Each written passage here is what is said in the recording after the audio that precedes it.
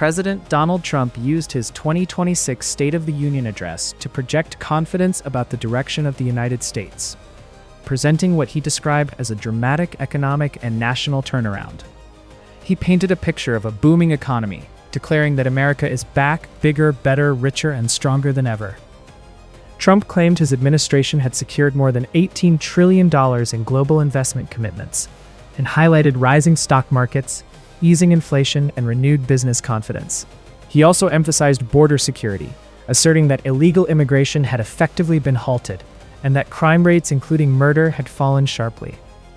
On everyday costs, he pointed to falling gas prices and claimed American families were saving thousands annually on mortgages and energy.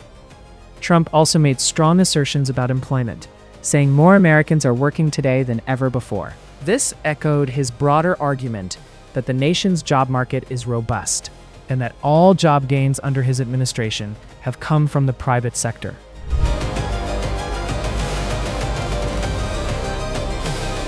On the investment claim, Trump's $18 trillion figure appears inflated. The White House's own publicly listed commitments total roughly $9.7 trillion, and even those numbers include long-term or non-binding pledges rather than guaranteed capital flowing into the U.S. economy. Trump's statements on fuel prices also face scrutiny.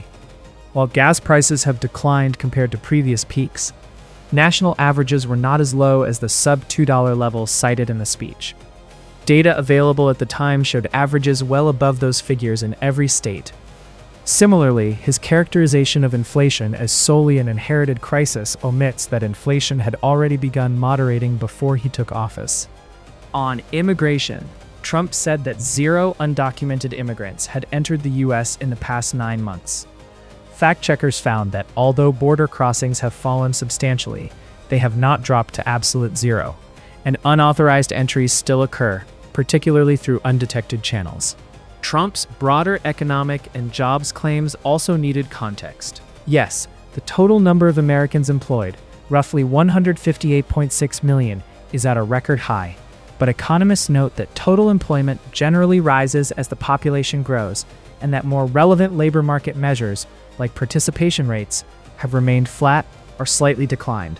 The unemployment rate has ticked up under his administration, and job creation in 2025 was lower than in recent non-pandemic years. He also repeated assertions about tariffs being paid by foreign countries and ending multiple wars, both of which fact-checkers say misrepresent complex realities.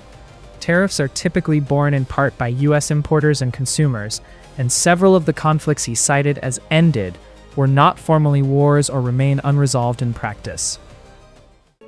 If you like this video, then like, share and subscribe to ET Now.